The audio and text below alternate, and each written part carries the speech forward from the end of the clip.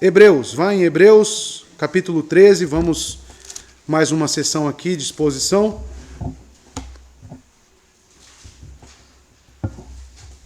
Hebreus 13. Vamos dar prosseguimento aqui à nossa exposição. Nosso irmão Felipe, semana passada, a qual estava enfermo, pregou os versos 7 e verso 8. Farei na introdução aqui um breve apanhado sobre esses dois versos novamente, para os irmãos recordarem o que foi dito. Mas hoje, propriamente dito, vou pregar aos irmãos do verso 9 ao verso 11, tá?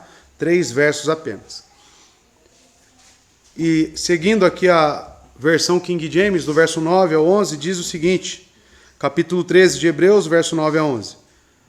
Não vos deixei levar por doutrinas diversas e estranhas, porque bom é que o coração se estabeleça com graça, e não com alimentos que em nada beneficiaram aos que deles se ocuparam.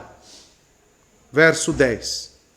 Nós temos um altar, onde não tem direito de comer os que servem ao tabernáculo. Verso 11. Porque os corpos dos animais, cujo sangue é trazido ao santuário pelo sumo sacerdote, em razão do pecado, são queimados fora do acampamento. Então vamos até aqui hoje, vamos orar mais uma vez, que você ore aí pela mensagem também, ore para que não haja nenhum coração incrédulo no nosso meio, para que Deus quebrante, para que Deus fale, e a palavra de Deus é eficaz para isso. Vamos orar? Oremos. Santo Deus e Pai, eu quero neste momento agradecer pela sua palavra inicialmente. Palavra essa que tanto nos exorta, nos corrige, nos auxilia a permanecermos, Deus, nos santificando. O teu Santo Espírito, ó Senhor, nos guia por ela. O momento da palavra é um momento onde conversões podem acontecer, onde o seu chamamento pode ocorrer. E aqui também é onde a igreja se alimenta, é onde a igreja é edificada um pouco mais. Então peço ao Senhor que não haja nenhum coração incrédulo em nosso meio, mas que a sua palavra, ela desmorone essas barreiras da incredulidade. Que a sua palavra remova qualquer empecilho. Que o Senhor ajude tanto a mim quanto aos meus irmãos a receberem de bom grado a sua palavra e sermos edificados. Que o Senhor me ajude naquilo que eu preparei a expor com fidelidade e clareza. Que o Senhor nos guie na sua palavra. É o que eu te peço no nome santo de Jesus. Amém. O título da minha mensagem hoje é Evitem ensinos estranhos. E no capítulo 13, como os irmãos já sabem, estamos aqui em uma série de exortações. Nos primeiros versos, vocês se lembrem. Não vos esqueceis da hospitalidade. Lembrai-vos daqueles que estão em cativeiro. Que o casamento seja honroso, sem mácula. Sejam vossas conversas sem cobiça. E assim o autor vem exortando a igreja a uma teologia prática. O capítulo 13 é teologia prática. Ele já está encerrando a sua carta. Ele já está nos finalmente. E, amados, ele precisa confirmar esses leitores, esses que estão recebendo essas palavras. E como um bom pastor, ele não podia deixar de exortá-los. E hoje não será diferente. Hoje temos mais uma série de exortações. Nós devemos lembrar que o objetivo aqui de estarmos estudando o livro de Hebreus é justamente para ratificar a nossa teologia bíblica pactual. Aonde? Este autor ele trabalha enfaticamente com as questões da lei, os ritos, o sistema sacrificial, o dia da expiação, o porquê daqueles animais e aquele sangue. Por que um homem deveria ser ali o representante, o sumo sacerdote, que adentrava o santo dos santos? E ele vem dizendo que tudo isso não se trata apenas de sombras e tipos. Era apenas uma preparação para algo que era maior. E eis que ele destaca Cristo como o único sacrifício, como o sangue que fala melhor que o sangue de Abel. E ele vem comparando o sistema da antiga aliança para com a nova aliança. Aonde fica claro para nós, nas palavras do autor, que houve uma interrupção nessa antiga aliança. Ele diz que ela ficou velha, ela passou, e algo superior tomou o lugar. Foi inaugurado. Então você descontinua o que era passado, joga fora aquilo que era o passado, para que algo novo venha. E este algo novo é o que chamamos de pacto da graça, onde Cristo está representando cada um dos seus eleitos. Então, amados, neste trabalho do autor, nós nos beneficiamos. Porque ainda hoje existe muita ignorância e até mesmo falta de entendimento, que a ignorância nada mais é do que isso, no que, como foi essa transição da antiga para a nova aliança. E o autor de Hebreus deixa muito claro isso. Que não existe essa continuidade de circuncisão para batismo. Uma coisa não é equivalente à outra. Circuncisão foi uma administração da antiga aliança, a qual envelheceu e a qual foi substituída. Ela foi deixada de lado. E a nova veio. E como é administrada essa nova aliança? Através de fé e arrependimento. Fé e arrependimento em Cristo, a qual nós somos inseridos em um novo pacto, que fala muito melhor do que o antigo. Então as sombras e tipos passaram, para que o antítipo, que é o Cristo vivo, que morreu naquela cruz, e o seu sangue foi vertido, este sim, agora nos representa, nos purifica. Estamos nesta aliança graças a esses méritos, substanciais em Cristo e prometidos na antiga aliança. Então o autor de Hebreus, ele trabalha desta forma? Sim. Ele apresenta Cristo como substancial. Ele fala que ele é o cumprimento de todas as coisas. Ele esclarece as tipologias. Ele, no início, faz comparações de Cristo, inclusive com anjos, que, segundo o costume da época, foram aqueles que entregaram a lei a Moisés. Ele compara o próprio Cristo com Moisés, com Arão, com os sacerdotes, e assim em diante.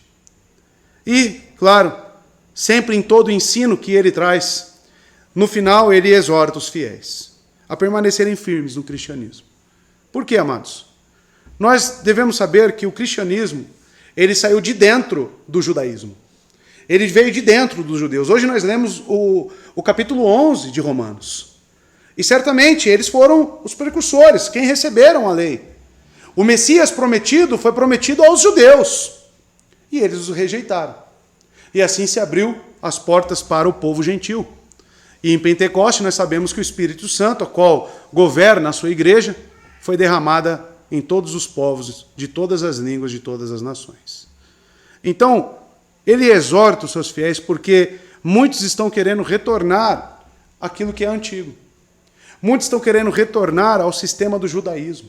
Ou até mesmo mesclar as duas coisas, cristianismo com judaísmo, vindo à tona então os judaizantes, que Paulo tanto combate como seita lá aos Gálatas, né? Carta aos Gálatas. Então por isso que ele vai exortar, ele precisa esclarecer esses pontos, e nós sabemos que tanto o capítulo 6 como outras passagens fala que muitos estão abandonando as congregações. Muitos estão retornando para a antiga lei, abandonando assim a palavra daqueles que receberam. Então, se vocês se lembrarem, lá no comecinho, né, no capítulo 2, ele vai dizer, como escaparemos nós, no verso 3, capítulo 2, verso 3, como escaparemos nós, se negligenciarmos tão grande salvação, a qual, a princípio, começou a ser proclamada pelo Senhor, e foi-nos confirmada por aqueles que o ouviram, ou seja, os próprios apóstolos. E o texto que o irmão Felipe pregou semana passada, ele vai falar novamente no verso 7. Lembrai-vos daqueles que vos pastoreiam, que vos falaram a palavra de Deus, cuja fé deveis seguir, considerando a finalidade de suas admoestações. Então, mais uma vez, esse assunto não é novo. Ele está falando para esta igreja, não descartem a palavra que vocês receberam. desses homens que ouviram de Cristo as doutrinas dos apóstolos. Continuem firmemente olhando para este que morreu na cruz. Parem de se apegar e pensar a coisas que já passaram. Olhem para Cristo, olhem para a graça, olhem para o novo pacto. E no verso 8 ele enfatiza: Jesus Cristo é o mesmo ontem, hoje e para sempre. Destacando então essa imutabilidade neste ensino, nesta mensagem da salvação, a qual nós também devemos nos apegar, porque Cristo continua sendo o mesmo hoje. O mesmo. Então, para muitos pode parecer que esses versos 11, né, até mesmo do verso 7 em diante, parece estranho e mal colocado aqui, mas não, irmãos. Ele se aplica justamente à realidade desta igreja. E, no entanto, o autor revela uma sequência definida.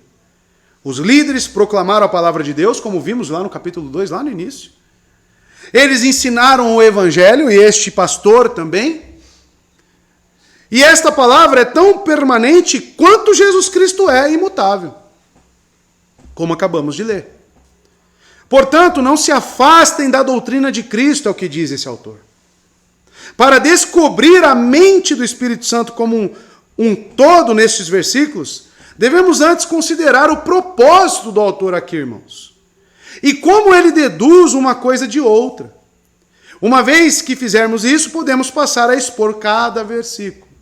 Então o contexto vai nos ajudar muito. Veja, eu peguei um contexto, peguei uma passagem do capítulo 2, a qual é revisitada agora novamente. E por quê, irmãos? Justamente por causa dos ritos da lei, e que muitos judeus ali estavam ainda apegados a isso. Muitos ainda pensavam que era necessário oferecer sacrifícios. Muitos ainda achavam que era necessário se abster de certos alimentos. Havia naquele momento não apenas uma aderência obstinada a cerimônias mosaicas, tipologias. O que tem nessa igreja são pessoas ainda apegadas a tipos e sombras. Entre muitos judeus que professavam, inclusive, o evangelho. Então pense que aberração. Uma pessoa falando que crê no evangelho, em Cristo, o cumprimento de todas as coisas, mas ainda apegado às sombras, aquilo que apontava para o Senhor. Então eles ainda faltavam uma certa compreensão. E essas exortações vão servir para isso. Mas também existia ali naquela igreja, irmãos, um esforço para reforçar a necessidade desses sacrifícios, dessas sombras. E impor a sua observância aos outros. Porque se não bastasse um judeu que passasse a crer no evangelho, ele ainda tivesse apegado a algumas sombras e tipos, ele tentava convencer outros judeus de que era necessário ainda. Então existia essa confusão no seio da igreja. Existia o pastor puxando essa corda para um lado e falou, não, já está tudo cumprido, estamos na nova aliança.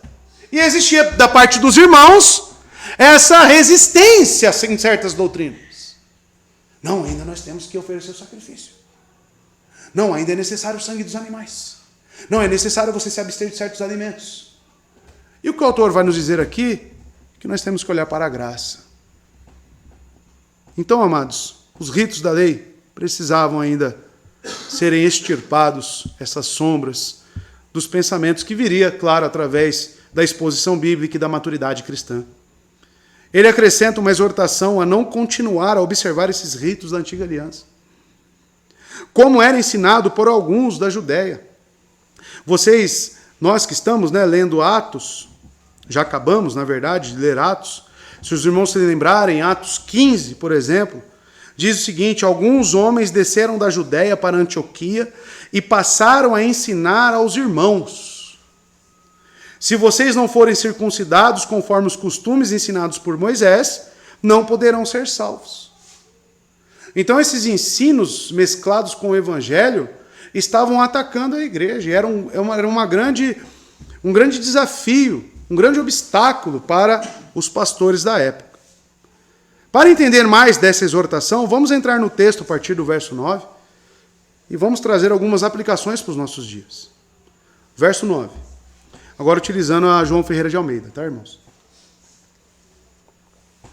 Veja, não vos deixeis levar por doutrinas várias e estranhas, porque bom é que o coração se fortifique com a graça, e não com alimentos, que não trouxeram proveito algum aos que com eles se preocuparam.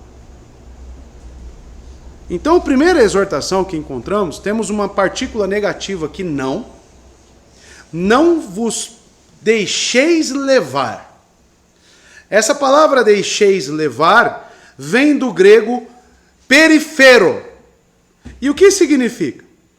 Levar alguém a qualquer lugar, carregar aqui ou ali, ser dirigido, em dúvida e hesitação, ser conduzido, ora para esta, ora para aquela opinião. Então, amados, a classificação verbal também dessa palavra, aqui juntamente, se lê juntamente com a negativa, né? Não vos deixeis levar. É um verbo imperativo. Então é uma ordem. Tá? E está no presente. E a ação do sujeito aqui é na passiva. Então qual que é a proibição? Para eu e você pararmos de dar ouvidos a essas coisas que implantam dúvidas em nós. A proibição, para mim e para você, nos mantermos firmes no Evangelho, para que isso ocorra, primeira coisa, você tem que fechar os ouvidos para certos assuntos. Você tem que fechar os ouvidos para certas doutrinas que vem ensinando as pessoas. Então veja, amados, que existe essa preocupação com o povo de Deus. E o que mais acontece no seio da igreja é as pessoas vendo aí internet, vendo as pregações por aí afora, começarem a ter contato com certas doutrinas que são estranhas. E ficam quietinhas dentro da igreja. E passam a comentar com um, comentar com o outro, de forma a disseminar dúvidas. Mas não é aquela dúvida que vai trazer uma edificação através do estudo diligente da palavra. Não, é uma dúvida que vai trazer apenas fraqueza para a pessoa. Só vai trazer desânimo para a pessoa. Não vai trazer edificação alguma para a pessoa. E quantas coisas tem no nosso seio, irmãos? No seio da igreja hoje? Quantas seitas? Quantos ensinos? Então, amados, nós devemos tomar cuidado com o que estamos ouvindo e de quem. E tomar como base os bereanos, que até mesmo o apóstolo Paulo, quando pregava, eles consultavam as escrituras para ver se aquilo realmente tinha alguma plausibilidade. E não ser aquele famoso, né, como dizem por aí, boca aberta, né, que fica lá, ouve tudo, não discerne nada, e desce e fica com aquelas coisas. Você percebe que é uma pessoa que é levada de um lado e para o outro. É uma pessoa que é carregada. Quem fala mais alto, vence ela. Uma pessoa sem constatação bíblica. Uma pessoa sem firmeza bíblica. E ela é perdida. Ela é perdida nas suas ideias. Ela é perdida nas suas convicções. O que o autor está falando aqui para esse povo e para nós é: não sejam eles. Não sejam esses que são levados para lá e para cá. Não vos deixeis levar por doutrinas várias e estranhas.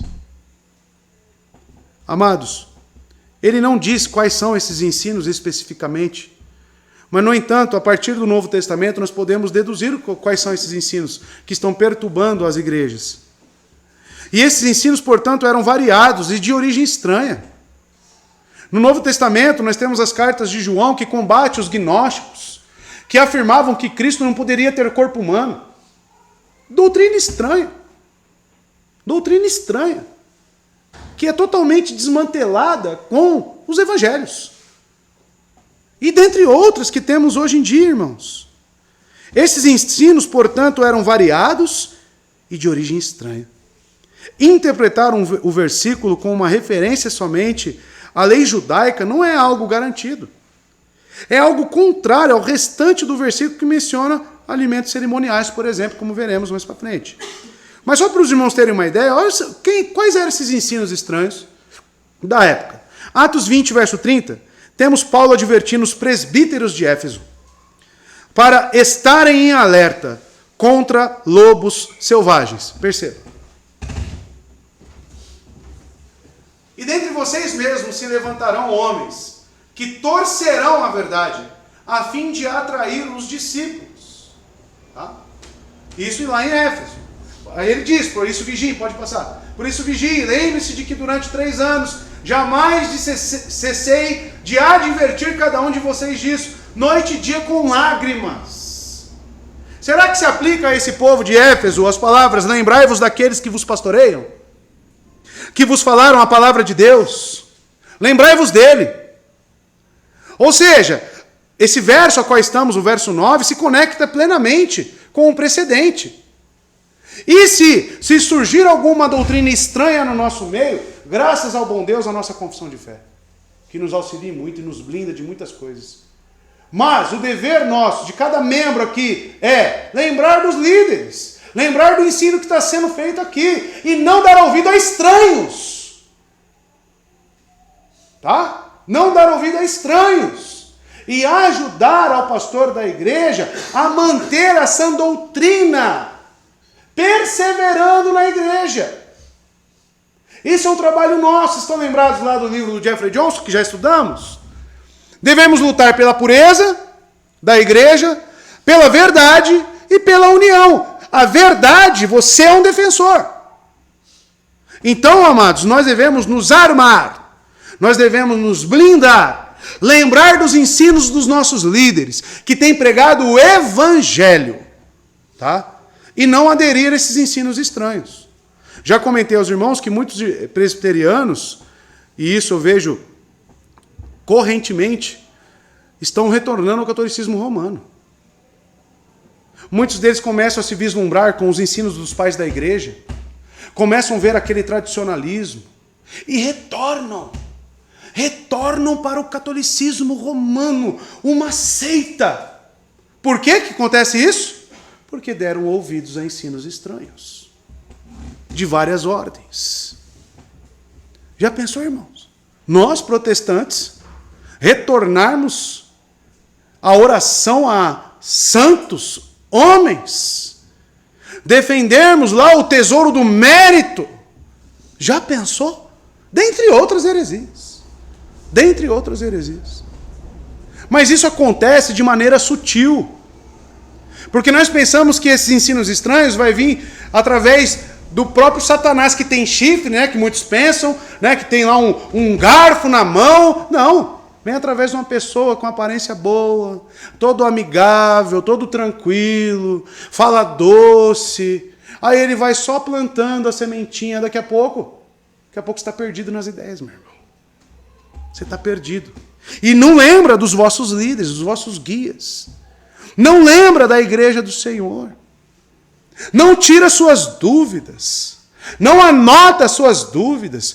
Não faz sua prova da confissão de fé. Não estuda a confissão de fé da sua igreja. Aí vai levando nessa preguiça e somado a esses lobos, você é uma presa fácil. Você é uma presa fácil. E a exortação aqui no imperativo é: não vos deixeis levar. Não vos deixeis levar.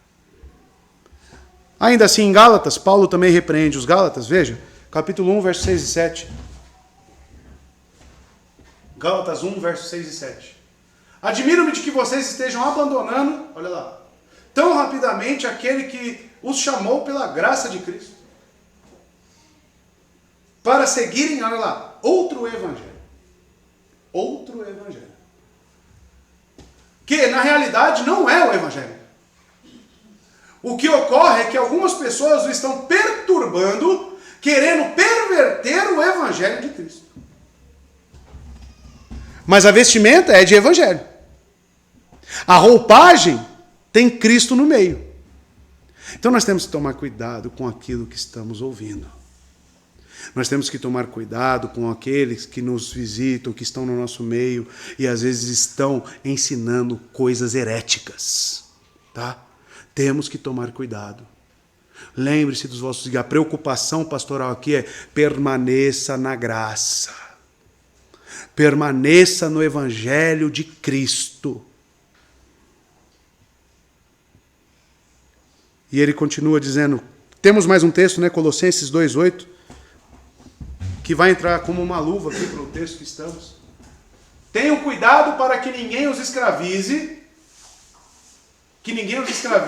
a filosofias vãs e enganosas, que se fundamentam nas tradições humanas e nos princípios elementares deste mundo, e não em Cristo. Então, amados, se uma pessoa vigilante, uma pessoa que é constante com a sua Bíblia, uma pessoa que é constante com a doutrina ortodoxa, ela sabe facilmente distinguir se aquela doutrina, o tradicionalismo está levando ela para uma edificação espiritual ou para algo meramente material. Então nós temos que avaliar com esses critérios. Os ensinos que eu recebo é para cunho espiritual verdadeiramente? É para uma edificação espiritual? É bíblico? Devo me apegar? Cristo, ele ratifica este ensino? Então são preocupações que nós devemos ter. E ele continua dizendo, no verso 9, porque bom é que o coração não se fortifique, porque bom é que o coração se fortifique com a graça. Vocês perceberam o contraste? Ele diz, não vos deixeis levar por doutrinas várias e estranhas, né, exemplificada pelos textos que eu acabei de ler. E agora ele fala, porque bom é que o coração se fortifique com a graça. O contraste da última parte do versículo é entre espiritual e material.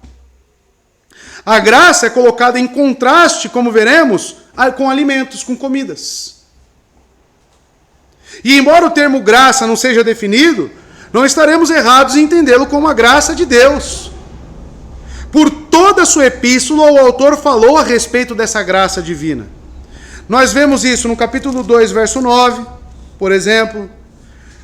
Ele diz, porém vemos Jesus, que foi feito um pouco menor do que os anjos, por causa do sofrimento da morte, coroado com glória e honra, para que pela graça de Deus pudesse provar a morte no lugar de cada homem. No capítulo 4, verso 16, ele fala sobre mais um pouco dessa graça. Portanto, acheguemo-nos confiadamente no trono de graça, para que possamos obter misericórdia e achar graça e auxílio em tempo de necessidade. Ainda assim, no capítulo 10, mais para frente, verso 29, ele vai dizer, com quão maior castigo pensai vós que sereis julgado merecedor, aquele que pisar no Filho de Deus, e tiver por profano o sangue do pacto com que foi santificado, e ultrajar ao Espírito da graça. Então o autor ele vem tocando nesse assunto do que é graça e definindo já há muito tempo. E não é errado, amados, nós pensarmos em tudo aquilo que foi adquirido na cruz para nós, que chamamos de meios de graça. Tudo aquilo que foi fornecido, adquirido para os crentes pelos méritos e obras de Cristo. Não seria um grande absurdo afirmarmos que devemos buscar fortalecimento através desses meios. Mas para isso é necessário, meus irmãos, uma vigilância. Você não ser levado para lá e para cá. Você andar firmemente com Cristo e com os meios dados por Ele. São lobos mesmo, né? A palavra lobos é justamente categórica, porque o lobo, ele vem durante o dia pegar as ovelhas, Não, ele vem na surdina. Ele vem sorrateiramente. E geralmente ele pega as mais fracas, né? Assim como os leões e tudo mais. Mas, amados, nós temos que tomar cuidado. Porque os ataques que a igreja tem sofrido vêm de todos os lados. E você precisa ser perspicaz. Você precisa estar com a sua atenção, com a sua acurácia, o seu senso de Bíblia, precisa estar em dia. Senão você vai ser enganado. E quando eu penso nos meios de graça, caminhe com a sua igreja, irmãos. Caminhe com o seu pastor. Pergunte, isso é honroso. Isso é de bom tom. Isso é ético. Tem pessoas, irmãos, que estão numa igreja e procuram pastores de outra igreja. Isso é bom isso? Isso é louvável? Ou isso é uma atitude totalmente deplorável?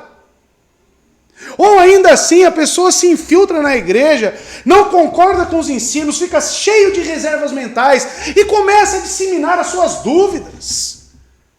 Não para fins de edificação, mas de destruição.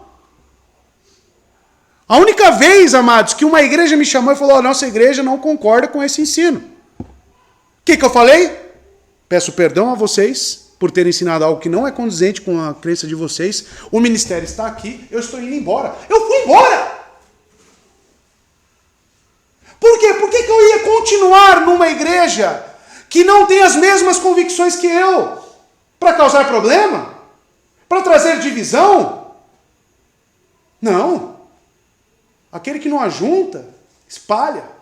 Então eu prefiro ajuntar. Eu prefiro ajuntar. Eu prefiro ter ética na minha vida. Eu prefiro ter bom senso na minha vida. Como cristão. Nem como pastor, como cristão que sou. Mas não é muitos que seguem por essas linhas, irmãos. E eis a necessidade de eu e você estarmos espertos. Lembre dos vossos líderes. Lembre dos vossos guias. Compartilhe o que você tem lido. Compartilhe o que você tem visto com o seu pastor. Pastor, o que o senhor acha desse pregador aqui? Tenho acompanhado uma série de pregações dele. Pastor, estou querendo fazer um seminário. O que você acha desse seminário aqui? É assim que se caminha. Agora, muitos, na sua arrogância, acham que sabem tudo e acabam se estrupiando no meio do caminho. Não custa nada você se precaver, você perguntar. E muitas pessoas têm dificuldade com isso, de lembrar dos seus guias, de lembrar daquele que anuncia o evangelho para vocês. Porque, amados, um pastor fiel às Escrituras jamais vai querer o seu dano, jamais vai querer o seu prejuízo. Pelo contrário, ele quer que você avance, ele quer que você seja aperfeiçoado cada vez mais. Então caminhe com o seu pastor, caminhe com a sua igreja, faça bom uso dos meios de graça a qual Deus tem te dado, meu irmão. E não ande sozinho. Porque depois você pode muito bem tomar as suas atitudes sozinho, suas decisões sozinho. Mas as consequências virão. E depois pode ser tarde, tá bom? Então pergunte, se informe, caminhe junto, tá? E veja, porque bom é que o coração se fortifique com a graça, e o final do verso, já indo para o finalzinho, diz, e não com alimentos, que não trouxeram proveito algum.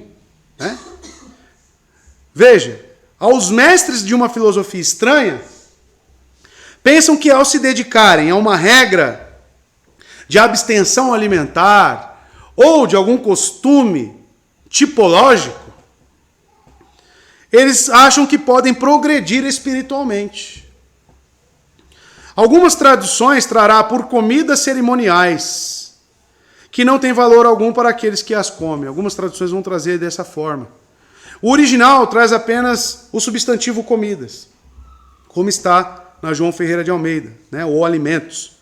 Todavia, o contexto geral permite esse adjetivo, cerimonial.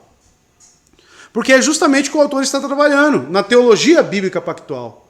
Falando sobre todo um sistema cerimonial. falando do porquê aquilo foi instituído e aquilo passou, como sombras e tipos que são. Então, amados, nós devemos saber que isso é aqueles que adotam regulamentações alimentares. O texto diz claramente que não receberam delas quaisquer benefícios.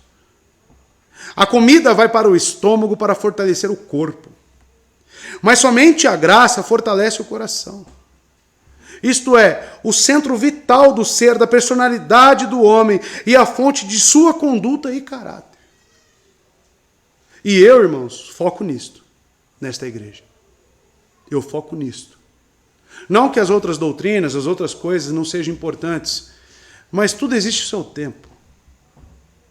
E quando eu tive contato com a confessionalidade reformada, com os ensinos, eu tive que estudar muito. Ainda estudo, não para, os estudos não param. Mas eu cheguei num ponto que eu precisava focar e direcionar meus estudos. Saber o que ler, saber o que eu vou deixar para depois. E talvez nem leia. Mas eu precisei focar. Eu vi que as muitas letras e doutrinas que existem, talvez não seja aplicável ainda a um povo que não sabe discernir nem a justificação somente pela fé. O povo precisa entender, talvez, o princípio da pecaminosidade do homem. A igreja precisa entender que o pai precisa ser um bom pai. Que a mãe precisa ser uma boa mãe. E que nós, homens, precisamos ser bons profissionais. Nós precisamos atacar ao âmago do ser humano. A centralidade das suas motivações. Como? Pregando o Evangelho e pregando Cristo. E talvez lá para frente nós pensemos em essas doutrinas secundárias. E o estudante de teologia, ele cai nesse erro, né? Ele começa lá a estudar, conhecer a história da igreja, começa e vê as práticas dos pais da igreja, ele fica vislumbrado. Ele fica maluco, ele quer chegar na igreja, ele quer abrir a cabeça do irmãozinho, que não estava conseguindo nem fazer o culto doméstico, e quer falar, não, olha o que o pai da igreja fazia, está errado, está todo mundo errado, está todo mundo se desviando. Calma, segura o coração. Primeiro você estende a mão com misericórdia e ajuda esse irmãozinho a corrigir as pequenas coisas. Com o tempo, ele vai aprender. Então a teologia prática é totalmente diferente. E seminário algum ensina isso. Veja, não com alimentos que não trouxeram proveito algum. As pessoas preocupadas com o que vai comer, o que não vai, pensando que isso vai trazer alguma edificação espiritual. O que é importante? O que eu tenho que focar na minha vida agora? As pessoas estão com dificuldade de viver na igreja o dia a dia, se aconselhando com o pastor. Vai pensar em livros de Agostinho para quê? Estão entendendo onde eu quero chegar, irmãos? Eu não estou dizendo que Agostinho não é importante, eu não estou dizendo que pais da igreja não é importante, mas estou dizendo que existem outras coisas que vêm em primeiro lugar. Que é um coração transformado numa vida piedosa. Você ser um bom profissional, um bom pai. E se você cumprir isso, certamente o Evangelho está na sua vida. Claro que para a glória de Deus.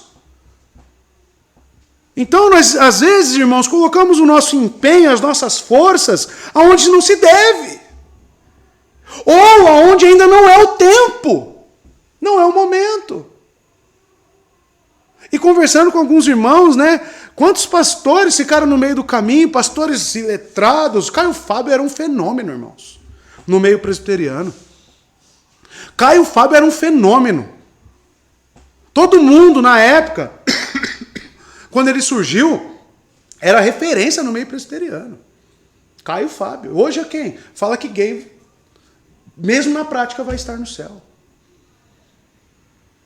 Então, e aí? O Evangelho desceu para o coração? O Evangelho tem permeado o meu dia a dia de segunda a sexta-feira? De segunda a sábado? Existe Evangelho na sua casa? Existe evangelho e graça no seu trabalho? Com seus filhos? Paulo combateu isso. Olha só o que ele diz em Romanos 14, 16 e 17. Aquilo que é bom para vocês não se torne objeto de maledicência. Pois o reino de Deus não é comida nem bebida. Olha lá. Mas justiça, paz e alegria no Espírito.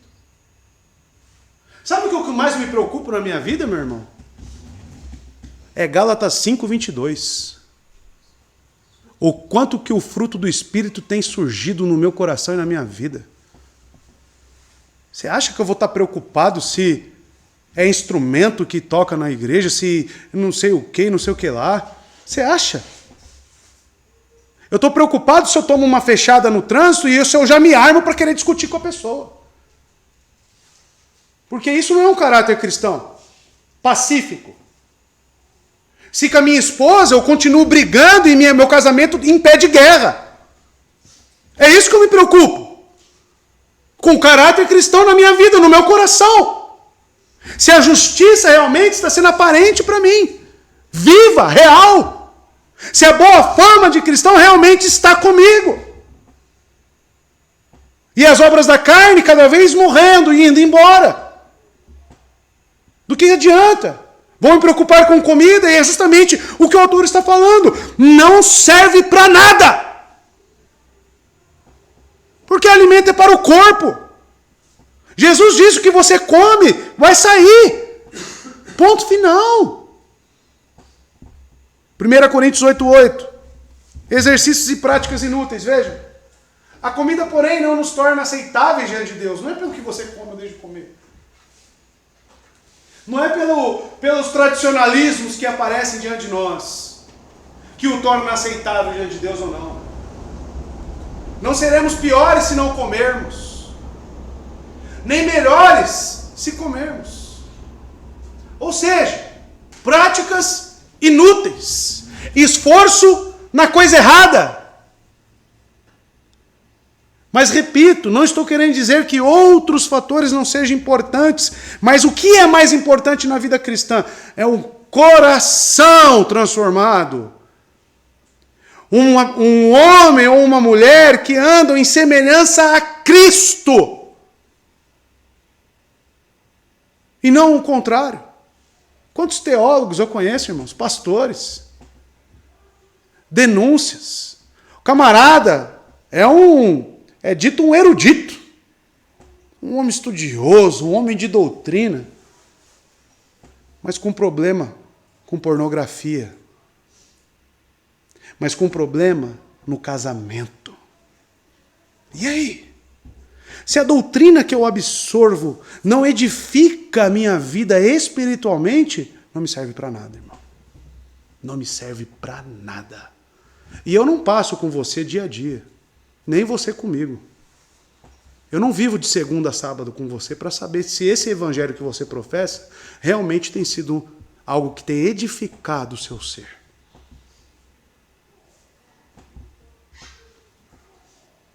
Não trouxeram benefício algum para alguém, para aqueles que se preocupavam. Né? Se preocupar aqui, vem da palavra grega peripateu. Significa caminhar, fazer o próprio caminho, progredir, fazer bom uso das oportunidades, viver, regular sua própria vida. Ou seja, pessoas que se esforçam, regulam sua própria vida conforme esses costumes de comida ou não, de doutrinas mortas ou não, vãs, que mais colocam dúvida do que realmente clareza nos fatos bíblicos.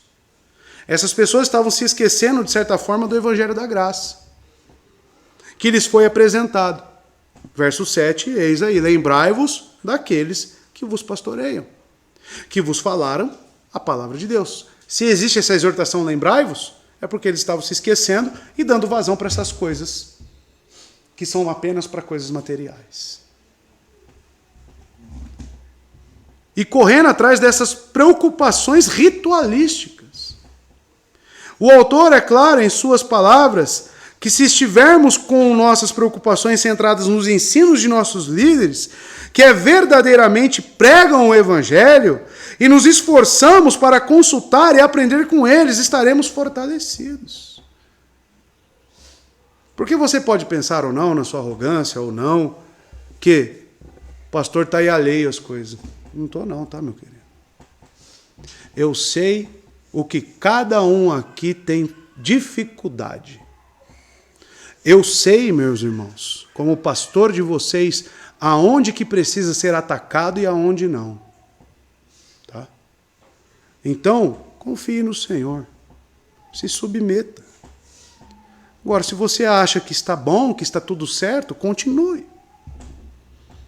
Eu vou permanecer orando pela sua vida e pedindo que Deus te mostre. E às vezes o safanão de Deus, para você voltar para o caminho, é pesado, viu? Estão vendo Jó lá? Estão vendo a confusão mental em Jó? E procurando respostas? Não queira ser Jó. Tá? Porque existe uma igreja, existem pessoas que se preocupam com você e com a sua alma. Verso 10.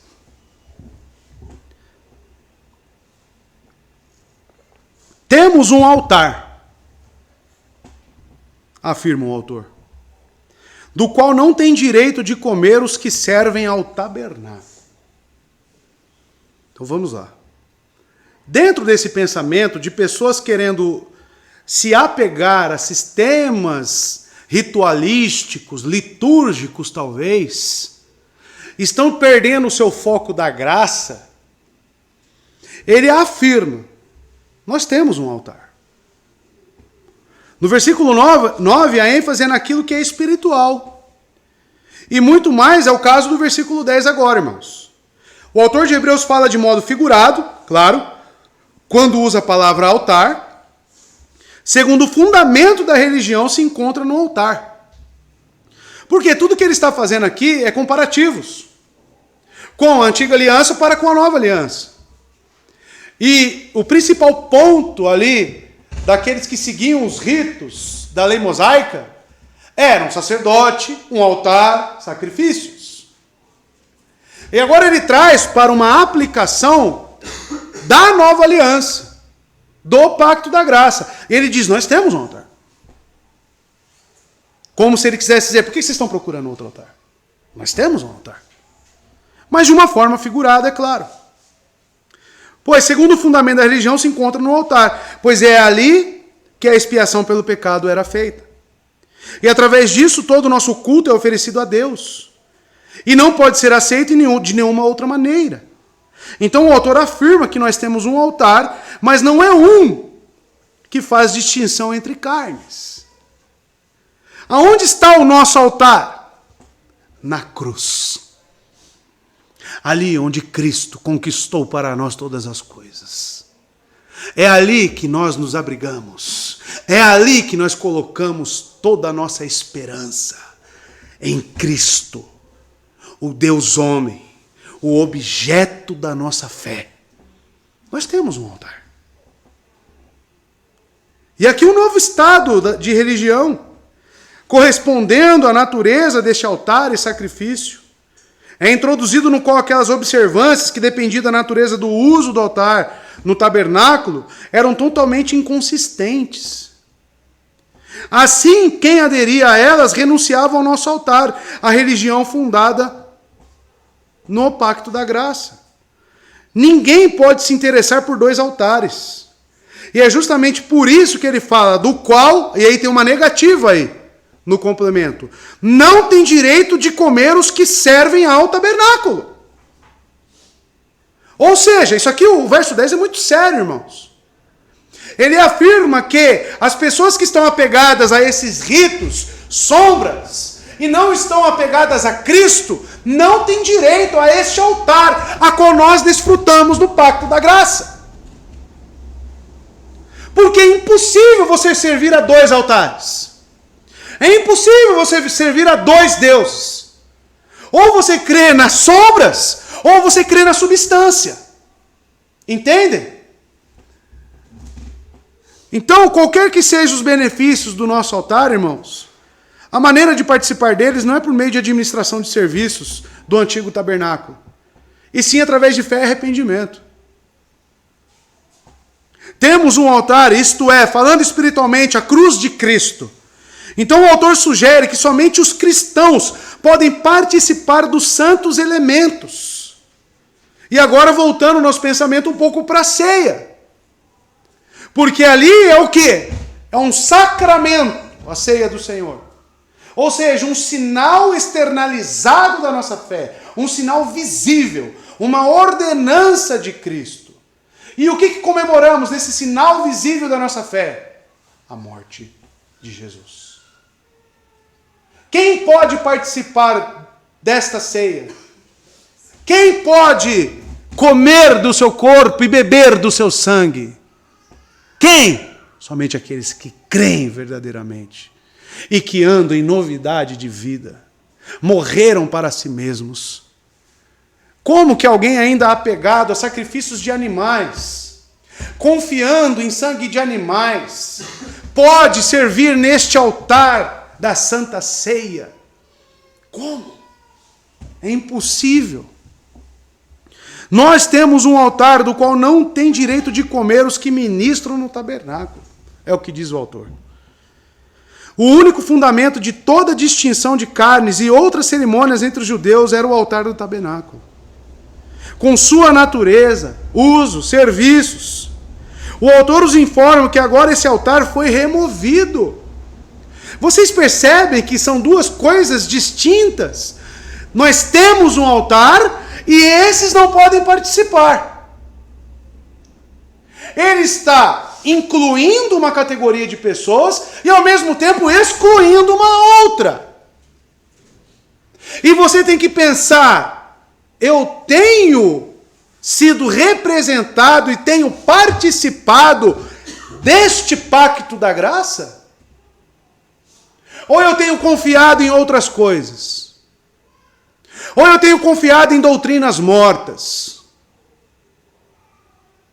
Amados, nós precisamos começar a consultar, como Davi fez. Julga-me, examina-me, Senhor, para ver se realmente eu estou na fé.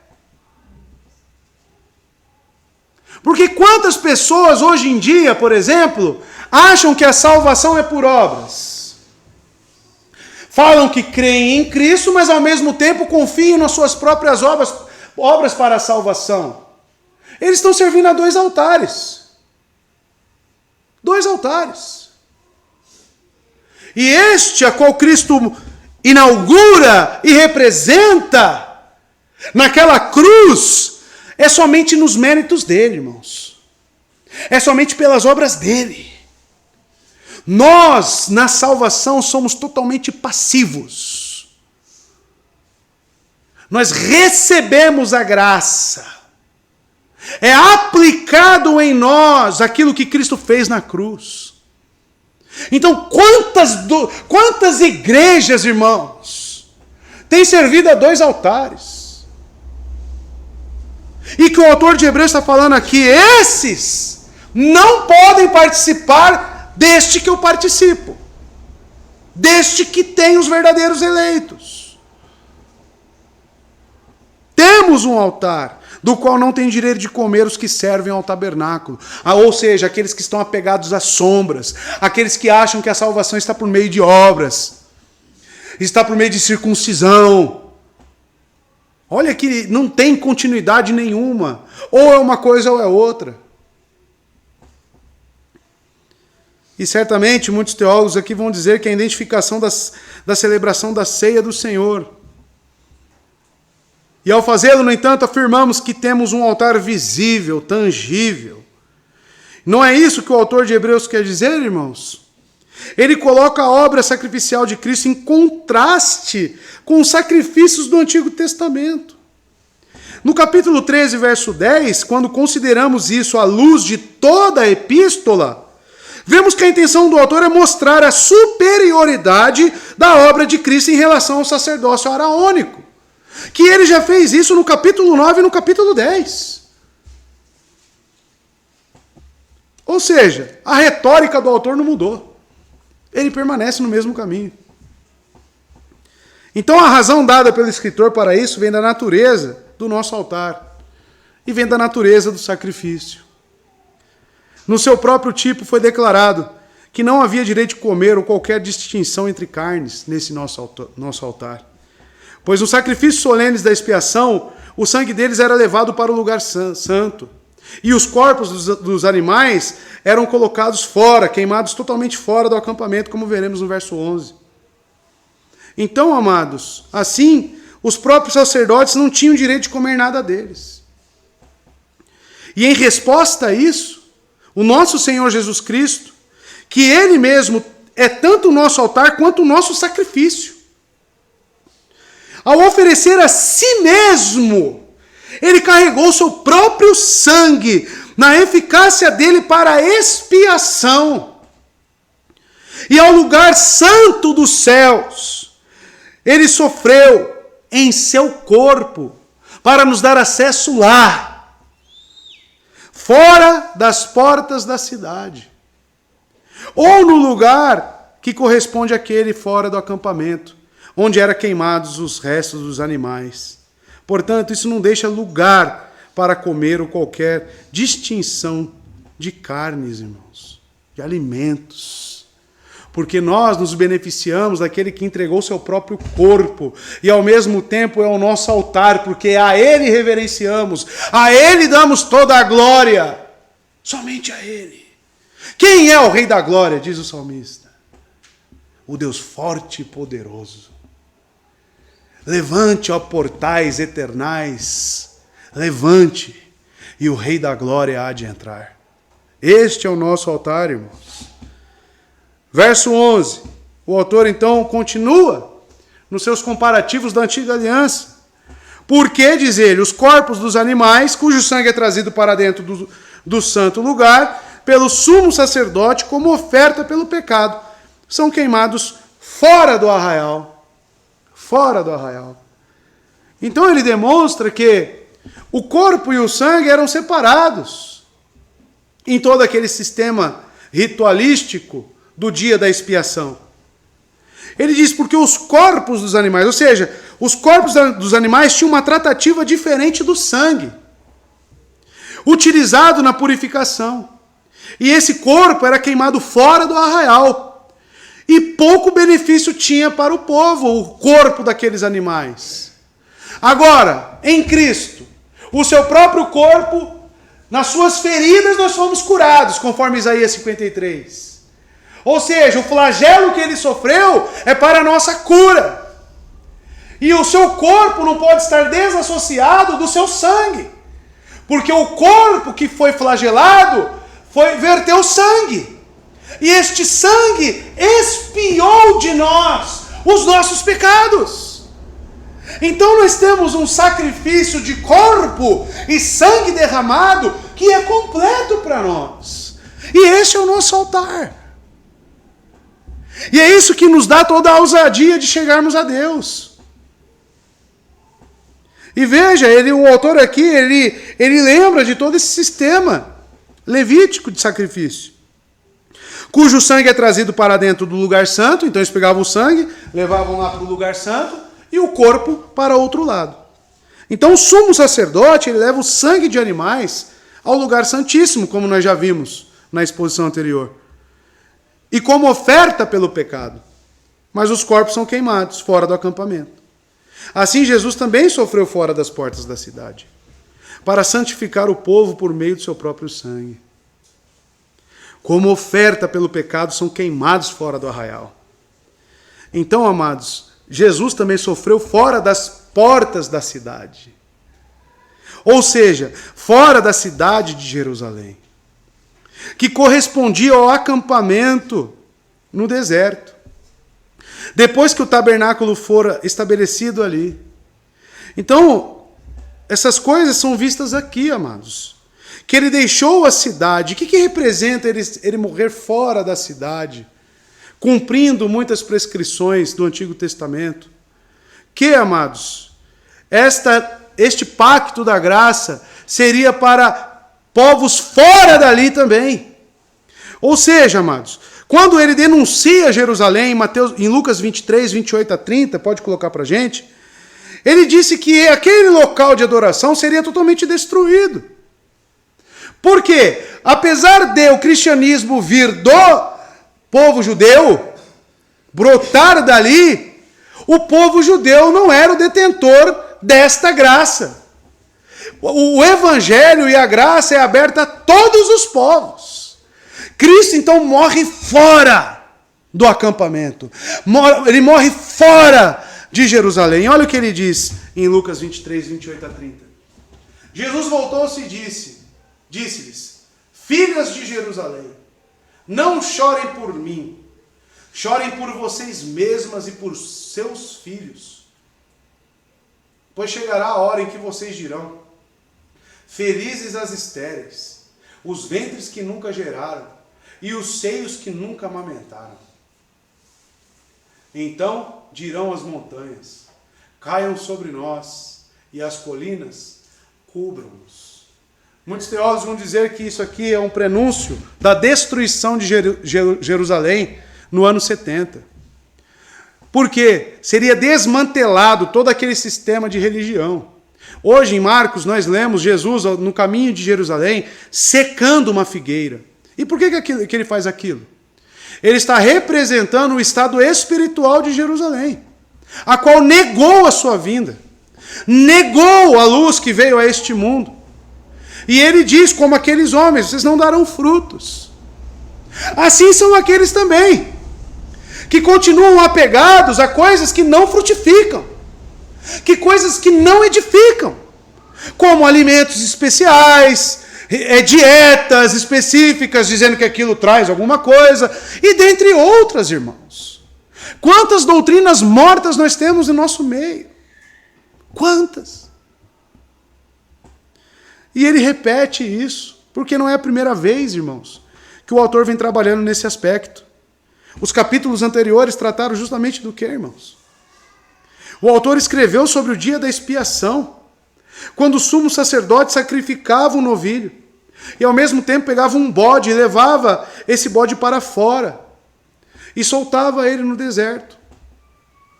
Então, amados, em sua descrição sobre os deveres realizados no dia da expiação, o escritor explica o propósito desses sacrifícios. E esses animais eram mortos como ofertas pelo pecado do povo. A remoção do pecado é uma característica dominante dos deveres religiosos, que o sumo sacerdote e seus auxiliares faziam nesse dia especial. Porém, tudo apontava para Cristo. E quando ele veio, fizeram o que com Cristo? Não, ele não. Ele não. E qual que é aqui a exortação para você, meu amado? Será que você não tem recusado o evangelho? Será que você não tem fechado as portas para aquilo que realmente edifica e tem buscado coisas que não te edificam? A roupagem talvez só mudou, mas você talvez esteja apegado a alimentos que talvez você pense que edifique. E não é isso. Não é por esse o caminho. Um contraste implícito, irmãos, é que o sacrifício de Cristo na cruz removeu o pecado de uma vez por todas, por todo o seu povo. E com sua morte ele pôs o fim aos rituais cerimoniais do dia da expiação. Logo, ficar apegado a esses cerimoniais é um erro grotesco. E como ele disse, não comem deste altar, do pacto da graça. Porque ele entrou no santuário celestial, Cristo adentrou para representar o crente na presença de Deus. E então, amados, para nós, hoje, a aplicação geral desses versos é aonde nós temos empregado as nossas forças. O verso 9 tem que ser para nós real, porque ele diz: porque bom é que o coração se fortifique com a graça. E você tem feito isso. Você tem fortificado seu coração com a graça, ou com o seu próprio sistema religioso. Existem pessoas que inconscientemente, elas criam um próprio sistema religioso. autodependente, autocentrado. Nisto, descarta todos os meios de graça. Tem pessoas que afirmam, eu não preciso de um pastor. Eu não preciso de um líder espiritual. Então, o verso 7 não é para essas pessoas. Não é para essas pessoas. E esse sistema, eu digo para você, se você continuar nesse sistema religioso, autocentrado, autodependente, você não pode comer da ceia. Não pode estar no altar de Cristo. Porque só estão lá aqueles que confiam plenamente e somente nele. E você tem que avaliar isso na sua religião. Será que realmente você professa o cristianismo? Será que você vive esse cristianismo? E você precisa se autoavaliar, meu amado. Você precisa se constatar realmente se você tem feito uso dos meios de graça adquiridos naquela cruz, confiando nele. E o que vem nesses meios de graça? Igreja, oração, comunhão dos santos. Tudo isso são coisas que Cristo adquiriu para nós. E eu faço uso? Eu confio em Cristo? Ou eu crio meus próprios meios? É justamente o que está acontecendo nessa igreja. As pessoas negando o Evangelho, não se lembrando daqueles que pregaram inicialmente e retornando. Retornando para um sistema falido e ultrapassado religioso, que talvez seja o seu.